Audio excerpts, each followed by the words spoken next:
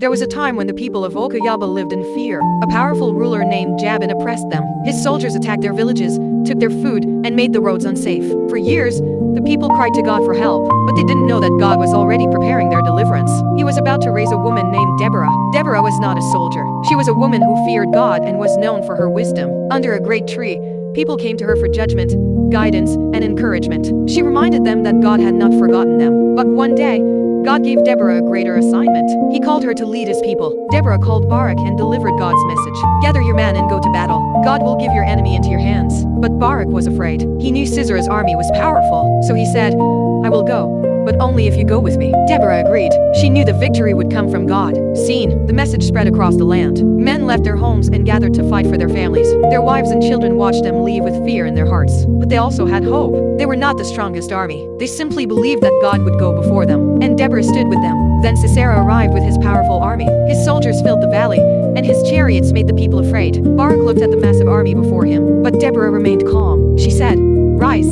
today, the Lord will give your enemy into your hands. And Barak led his men into battle. Suddenly, dark clouds filled the sky. Heavy rain poured down, turning the battlefield into mud. Sisera's chariots became trapped. The enemy was thrown into confusion. Barak and his men charged forward. The army that once terrified the people began to retreat. God had turned the battle around. Sisera abandoned his army and ran for his life. The mighty commander who had terrified the people was now afraid. He reached the home of a woman named Jael and asked for shelter. He thought he was safe, but he did not know that his power had already come to an end. God was bringing the people's suffering to an end. The enemy was defeated. Families came out of hiding. Children played freely again, and farmers returned to their fields. The people celebrated the freedom God had given them, and Deborah knew the truth. The victory did not belong to them. It belonged to God. As Deborah walked through the peaceful village, she remembered everything God had done. Her story teaches us that God can use anyone who trusts him. You may feel weak, you may feel afraid, but when God calls you to rise, rise. Because the battle may be bigger than you, but it is never bigger than God. Thanks for watching.